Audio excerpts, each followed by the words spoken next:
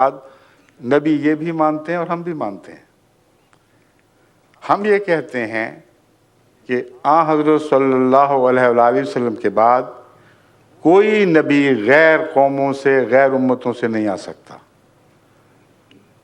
یہ محمد رسول اللہ علیہ وسلم کی امت ہے، جو بھی مصلح پیدا ہوگا اسی امت میں پیدا ہوگا، جو بھی فیض پائے گا محمد رسول اللہ سے پائے گا، آپ کے قرآن سے دین سیکھے گا، اور اس حیثیت سے وہ اطاعت میں جب بڑھ جائے گا تو محمد رسول اللہ زیادہ نزدیک ہو گیا تھا، اطاعت میں جب بڑھ جائے گا تو حضرت صلی اللہ علیہ وآلہ وسلم کی غلامی میں اس کو وہی کام کرنا ہوگا جو محمد رسول اللہ کا کام تھا۔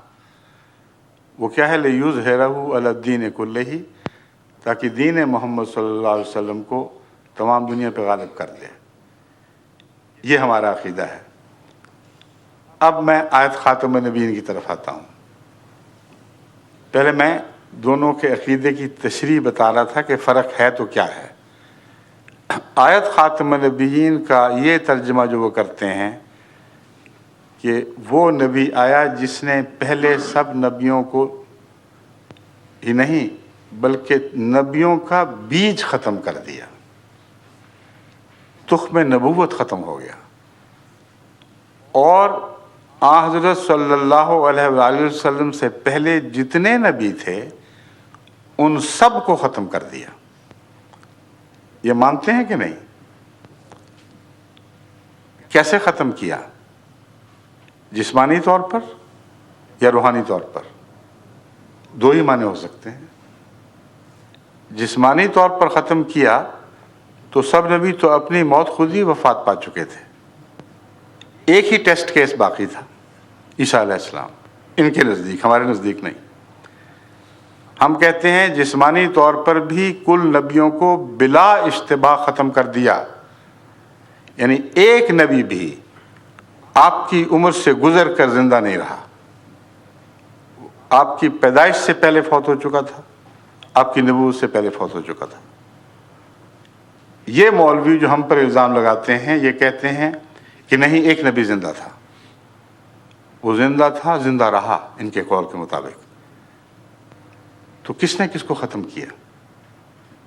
وہ نبی جو رسول اکرم صلی اللہ علیہ وآلہ وسلم سے 570 سال پہلے ان کے بیان کے مطابق پیدا ہوا، اور 570 سال کی عمر میں وہ آسمان پر بیٹھا ہوا دیکھ رہا تھا، اور اس کے سامنے ایک بچہ پیدا ہوتا ہے، اس کے سامنے جوان ہوتا ہے، اپنی نبوت کا دور ختم کر کے گزر جاتا ہے۔ تو کس نے کس کو ختم ہوتے دیکھا؟ ان کے قول کے مطابق نعوذ باللہ من ذالک، عیسیٰ علیہ السلام نے رسول کریم صلی اللہ علیہ وآلہ وسلم کو ختم ہوتے دیکھا، اور وہ دونوں یہ دعوے حضرت کے صلی اللہ علیہ وسلم انہوں نے جھٹلا دیے۔ آپ فرماتے ہیں میں پہلا بھی ہوں اور آخری بھی ہوں۔ اگر جسم کے لحاظ سے یہ مانتے ہیں تو پہلا تو مسیح تھا، پہلے پیدا ہوا، اور موت کے لحاظ سے مانتے ہیں تو آخری مسیح ہوا، بعد میں مرا، ان کے قول کے مطابق۔ تو ختم نبوت کا تو انہوں نے کچھ بھی باقی نہ رہنے دیا۔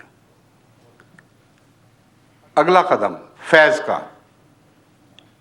سب نبیوں کے فیض قرآن کریم کے نزول سے پہلے ہی ختم ہو چکے تھے۔ کل انبیاء اپنے فیض کا دور ختم کر کے اپنی صفیں لپیٹ کے جا چکے تھے، ایک مسیحی باقی تھا نا۔ یہ کہتے ہیں اس کا فیض نہ صرف یہ کہ رسول اللہ صلی اللہ علیہ وسلم ختم نہیں کر سکے، بلکہ براہ راست اس نے خدا سے وہ فیض پایا جو پہلی زندگی میں اس کو حاصل نہیں تھا، فیض میں بڑھ گیا، اور رسول اکرم صلی اللہ علیہ وآلہ وسلم کے وصال کے بعد آپ کی امت کو زندہ کرنے میں بنیادی کردار مسیح ادا کرے گا۔ گویا کہ رسول اللہ علیہ وسلم کی امت تو مر رہی تھی، اس میں سانس لینے کی طاقت نہیں رہی تھی، زندہ کیا تو موسوی امت کے مسیح نے۔ تو فیض کیسے ختم کیا؟ نہ جسم ختم کر سکے، نہ فیض ختم کر سکے، اور دعویٰ یہ ہے کہ ہم ختم نبوت کے قائل ہیں۔ غلط کہتے ہیں، میں علماء کو بارہا یہ کہہ چکا ہوں کہ اس معاملے پہ گفتگو کرو، میں ثابت کروں گا کہ تمہارے معنوں میں بھی جو ہم مانا کرتے ہیں وہ بہت بلند ہے، جو تم مانا کرتے ہو اس میں بھی ہم قائل ہیں، تم قائل نہیں ہو۔ اور وہ ختم کا معنی ختم کرنا، جیسا کہ میں بیان کر رہا ہوں، یہ کرتے ہیں۔ اور میں ثابت کر چکا ہوں کہ نہ وہ جسم کو ختم مانتے ہیں جسمانی لحاظ سے، نہ روحانی لحاظ سے۔ جماعت احمدیہ دونوں لحاظ سے آن حضرت صلی اللہ علیہ وسلم کو خاتم مانتی ہے، اور قرآن کریم میں خاتم النبوت نہیں لکھا گیا، خاتم النبیین لکھا گیا ہے۔ النبیین، جتنے بھی نبی تھے کلہم، ان سب کو محمد رسول اللہ صلی اللہ علیہ وآلہ وسلم نے ختم فرما دیا۔ اور ہم کہتے ہیں کہ عیسیٰ آپ سے پہلے وفات پا چکے تھے، اس لیے کوئی نبی بھی جسمانی لحاظ سے آپ سے آگے نہیں نکل سکا۔ روحانی فیض آپ کی امت تک محدود رہا، اور اس میں بھی عیسیٰ کو تو یہ بھی توفیق نہ ملی کہ 30 سے زیادہ اپنے متبعین پیچھے چھوڑ کر جاتا، اور روحانی لحاظ سے بہت قربانی کرنے والا مگر کامیابی کے لحاظ سے ایک بے طاقت نبی دکھائی دیتا ہے۔ اس کے وصال کے بعد لمبے عرصے کے بعد پھر رفتہ رفتہ خدا نے غلبہ عطا کیا ہے، مگر زندگی میں حضرت عیسیٰ علیہ السلام کو یہ شرف نصیب نہ ہوا۔ حضرت محمد رسول اللہ صلی اللہ علیہ وآلہ وسلم کو زندگی میں یہ شرف نصیب ہوا کہ آنکھیں بند نہیں کیں جب تک عرب میں وہ انقلاب برپا نہ کر دیا جس کا بیڑا تنہا اٹھایا تھا، اور حیرت انگیز انقلاب تھا جو عرب کی حدوں سے چھلانگ لگا کر ایک طرف کسریٰ کی حکومت میں داخل ہو چکا تھا، دوسری طرف قیصر کی حکومت میں داخل ہو چکا تھا۔ رسول اللہ علیہ وسلم کی زندگی میں یہ واقعہ ہوا ہے۔ تو اس نبی کی خدمت کی امت کو زندہ کرنے کے لیے مسیح کو لایا جانا تھا۔ ایک لغو خیال ہے، جماعت احمدیہ اس کو رد کرتی ہے، اس کو آیت خاتم النبیین کے منافی قرار دیتی ہے۔ ہم کیا معنی سمجھتے ہیں؟ اول وہ معنی سمجھتے ہیں جو عربوں میں رائج تھے اور آج بھی رائج ہیں۔ خاتم کا لفظ قرآن نے ایجاد نہیں فرمایا، ایک عرب محاورے کو استعمال فرمایا ہے جس کو سب عرب جانتے تھے۔ خاتم کا لفظ عرب بہترین کے معنوں میں استعمال کرتے ہیں، جس سے اوپر کوئی نہ ہو، یعنی مقام کے لحاظ سے آخری ہو۔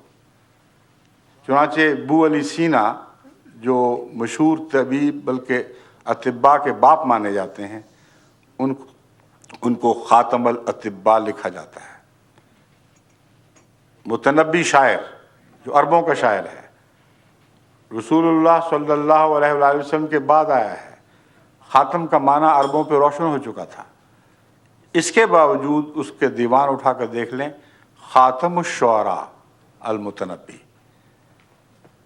تمام شعراء کا خاتم۔ آگے دیکھیں، ہمارے زمانے میں ہمارے ملک میں حکیم اجمل خان پیدا ہوئے، دہلی میں بہت چوٹی کے حکیم تھے جن کا آج تک نام، ان کے نام کا ڈنکا بجتا ہے طب میں۔ ان کے جو بیعت ہے اس کے اوپر لکھا ہوا ہے خاتم الحکماء یا خاتم الاطباء، دونوں میں سے ایک، حکیم اجمل خان صاحب۔ تمام عرب استعمال کو دیکھ لیں، ایک جگہ بھی اس آیت جو متنازع فی ہے اس کو چھوڑ کر عرب استعمال میں خاتم کا مطلب زمانی لحاظ سے آخری کہیں نہیں ملے گا، مرتبے اور مقام کے لحاظ سے آخری ضرور ملے گا۔ یعنی جب عرب شاعر کو خاتم کہتے ہیں تو مراد یہ ہے کہ اس کمال کا شاعر اب کبھی